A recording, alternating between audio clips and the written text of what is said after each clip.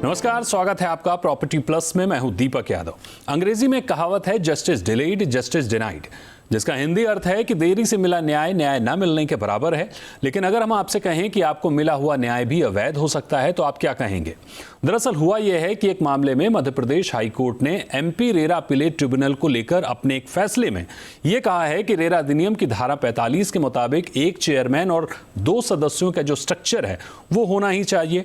सभी सदस्यों की उपस्थिति, सिग्नेचर के बिना पास हुए फैसलों पर हाईकोर्ट ने सवाल उठाए हैं, यहां तक कि उन्हें अवैध भी कहा है।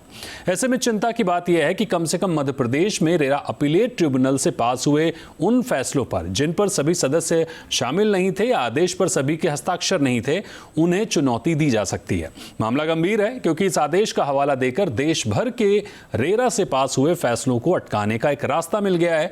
पूरा मामला विस्तार से समझने की कोशिश करेंगे और लीगल एक्सपर्ट के जरिए ऐसे में घर खरीदारों को कहां सावधान रहने की जरूरत है उस पर भी बात करेंगे। हमारे साथ 2 मेहमान हैं। हमारे साथ हैं महादेव बिरला, रेरा एक्सपर्ट, और निपुण सिंह भी, ये भी रेरा एक्सपर्ट हैं। बहुत स्वागत करेंगे आपका महादेव जी और निपुण जी। मेरा पहला सवाल महादेव जी आपसे होगा, ये बताइए कि मध्य प्रदेश हाईकोर्ट ने अपने आदेश में क्या कुछ कहा है जिससे एमपी अपीलेट ट्रिब्यूनल से पास हुए आदेशों पर दिक्कत हो सकती है? GS enterprise versus Yogesh Agarwal, इस जजमेंट में 3 सब्सटेंशियल क्वेश्चन ऑफ लॉ जो कि डिसाइड किए गए हैं। इस जजमेंट के मुताबिक 3 मेंबर्स का, चेयरपर्सन और एक टेक्निकल और जुडिशियल मेंबर का होना कंपलसरी है। उनके बिना अगर कोई डिसीजन लिया गया है तो वो जो डिसीजन है वो मान्य नहीं होगा और वो जजमेंट है वो वैलिड नहीं होगा। ये एक महत्वपूर्ण आदेश इस मैटर में दिया गया है।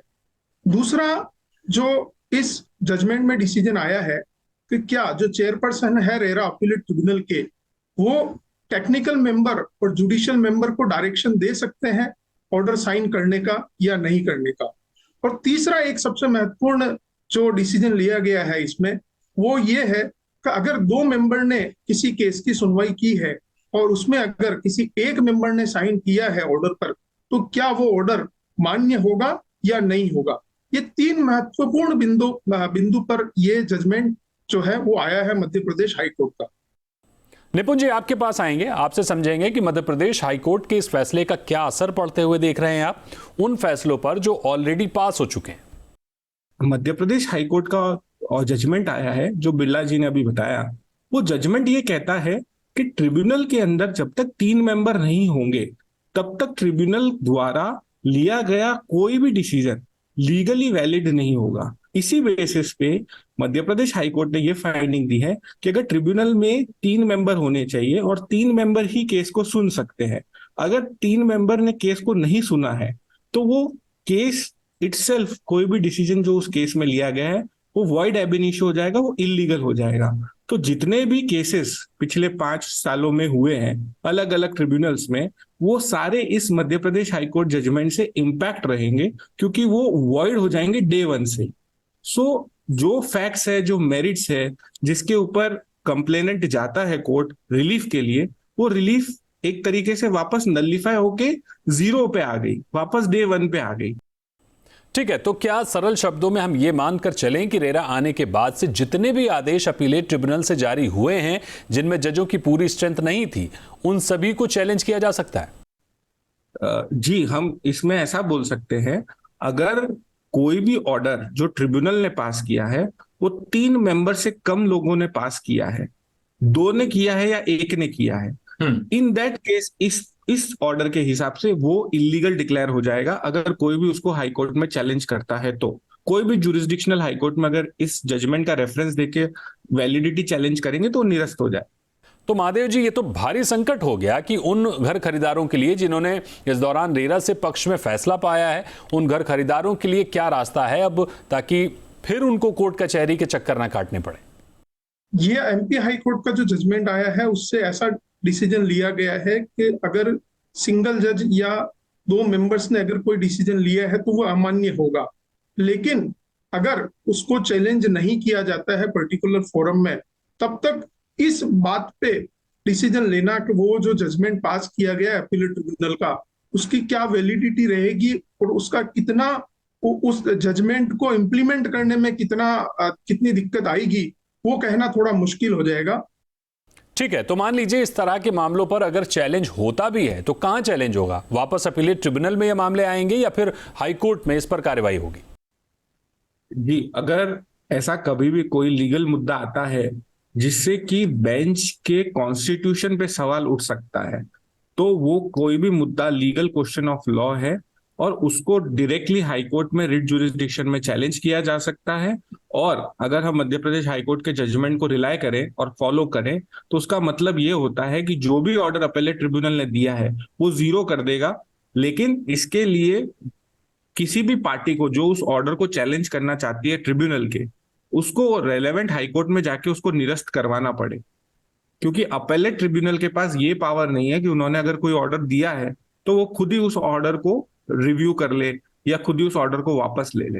वो पावर केवल एक हायर फोरम में, जो कि इस केस में हाई कोर्ट है। ठीक है, एक और बात समझाइए कि मौजूदा वक्त में जिन मामलों पर सुनवाई हो रही है अपीलेट ट्रिब्यूनल में, उनका क्या होगा? तो सर, इस ऑर्डर के हिसाब से कोई भी person, one of the litigant, चाहे वो कंज्यूमर हो चाहे वो बिल्डर हो, अगर ये मुद्दा रेज करता है बेंच के सामने कि बेंच कंप्लीट नहीं है और जब तक कि ट्रिब्यूनल की बेंच कंप्लीट नहीं हो तब तक सुनवाई नहीं हो सकती, तो बेंच उस मैटर में आगे प्रोसीड नहीं कर सकती।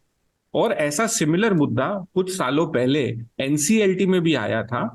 जब, जैसा कि रेरा अपेलेट ट्रिब्यूनल में 3 मेंबर है, वैसे एनसीएलटी में कंपनीज एक्ट में लिखा हुआ है 2 मेंबर होने चाहिए, एक जुडिशियल और एक टेक्निकल। वो पहले टेक्निकल मेंबर्स का अपॉइंटमेंट नहीं हुआ था और केवल जुडिशियल मेंबर ही एनसीएलटी की बेंच को चला रहे थे।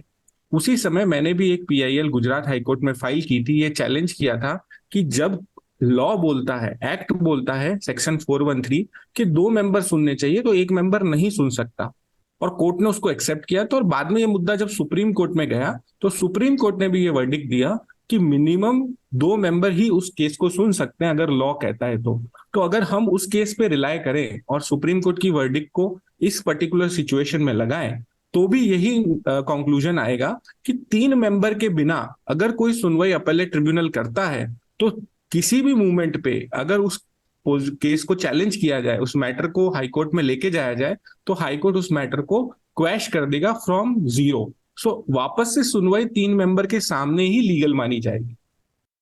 महादेव जी, यानी ये तो आगे कुआं और पीछे खाई वाली स्थिति बन गई है।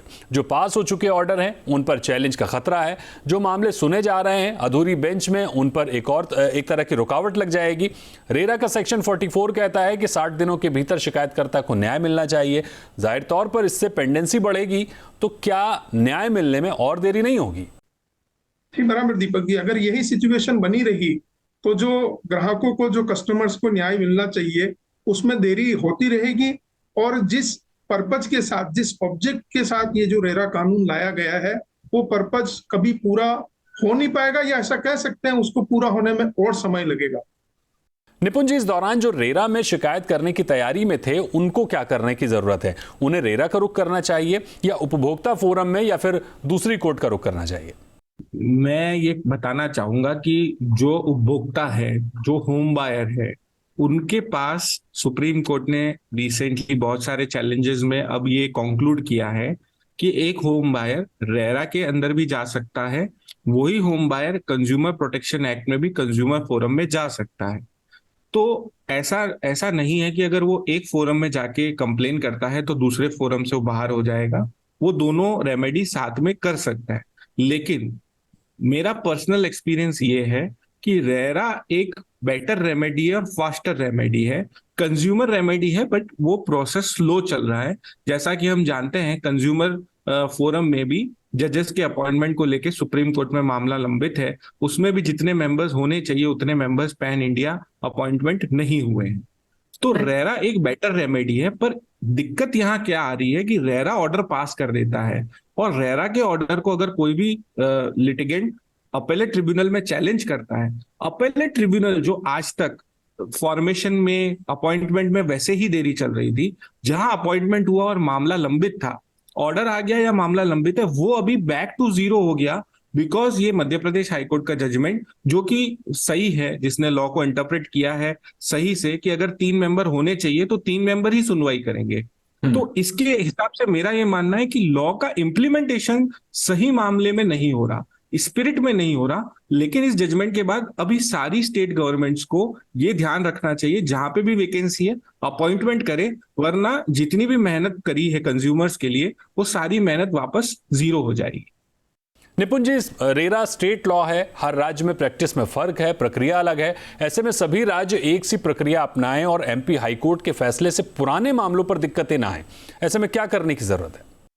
जो सेंट्रल एडवाइजरी कमेटी बनी हुई है रेरा की, जिसमें कि सारी स्टेट्स का रिप्रेजेंटेशन है और सेंट्रल गवर्नमेंट रेरा को क्लोजली मॉनिटर करती है उस कमेटी के थ्रू, उसको ये मुद्दा इमीडिएटली एक्शन के लिए लेना चाहिए कि जहां जहां ट्रिब्यूनल में वैकेंसी है वहां वहां ट्रिब्यूनल का अपॉइंटमेंट जल्दी से जल्दी करे, ताकि जो रेरा का असली मकसद है वो पूरा कि ऑर्डर्स आए और उपभोक्ता को रिलीफ मिले वो कंप्लीट हो सके।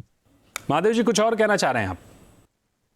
नहीं सर, यही पॉइंट है कि जितने भी, और अगर कोई बेंचेज जो कि बनी हुई है वो बेंचेज, क्योंकि कहीं स्टेट्स में अगर हम बात करें तो देर आर वहां पे एक से ज्यादा बेंचेज का गठन किया गया है, तो जो बेंचेज है वो बेंचेज में तीनों मेंबर्स, चेयरपर्सन, जुडिशियल और टेक्निकल मेंबर तीनों हो, ऐसी पूरी व्यवस्था वहां की जो सरकार है उसको करनी चाहिए, ताकि जो कस्टमर है, ग्राहक है, उनको जो निर्णय मिला है उसका सही तरीके से अनुसरण और पालन किया जा सके। बिल्कुल ठीक। जिन लोगों को निर्णय मिल चुका है उसको लेकर दिक्कतें ना हो, जो मामले सुने जा रहे हैं उनकी रफ्तार बढ़े, जहां जजों की बेंच पूरी नहीं है, जहां वैकेंसीज हैं उन्हें भरने पर काम तेज हो, और इसमें सेंट्रल एडवाइजरी कमेटी अहम रोल निभा सकती है।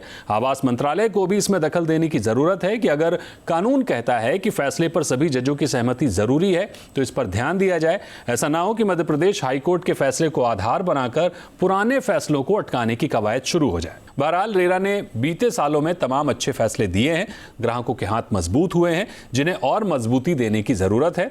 निपुण जी और महादेव जी, आपका बहुत शुक्रिया हमारे साथ जुड़ने के लिए और हमारे दर्शकों को राय देने के लिए।